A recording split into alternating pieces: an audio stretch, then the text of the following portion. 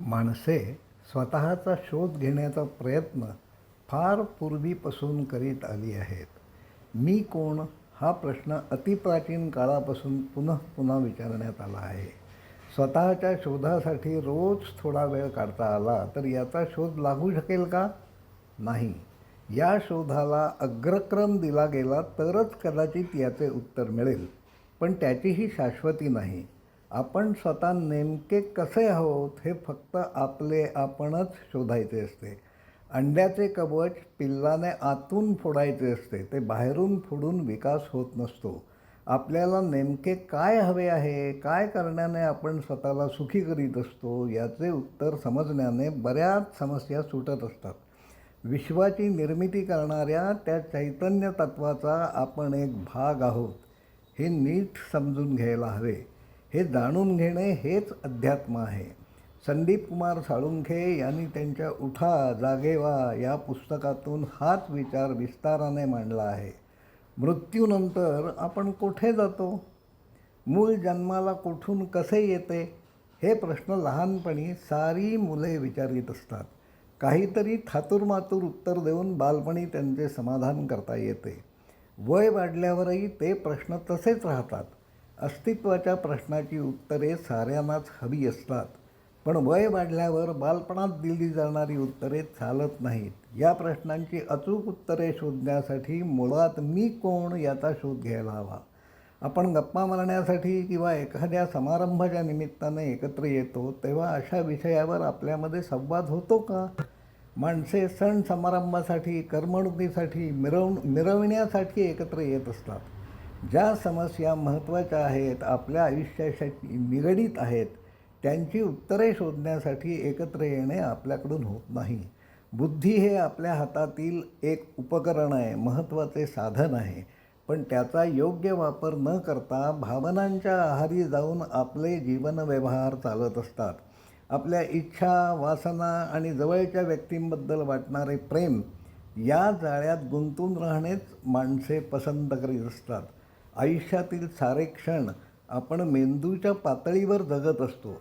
आपल्या भावना या रासायनिक प्रक्रिया आहेत. मेंदूकडून मेलाटोनिन, डोपामाइन, सेरोटोनिन, ग्लुटामेट यासारखी रसायने सतत सोडली जात असतात. संताप, राग, भीती, आनंद यासारख्या भावना या रसायनांमुळे घडून येत असतात. झोपेच्या काळातही विचारांच्या लहरी निर्माण करण्याचे काम मेंदूमध्ये चालत असते. आपला अहंकार, मी, तेव्हा जागृतावस्थेत नसतो म्हणून ते आपल्याला कळत नाही. आपल्या मनात येणारे विचार कुठून येतात, ते कसे काय येतात, असे प्रश्न बऱ्याच माणसांना कधीच पडत नाही. पण ज्या माणसांना तसे प्रश्न सतावतात त्यापैकी काही माणसे त्यांची उत्तरे शोधण्यामागे लागतात.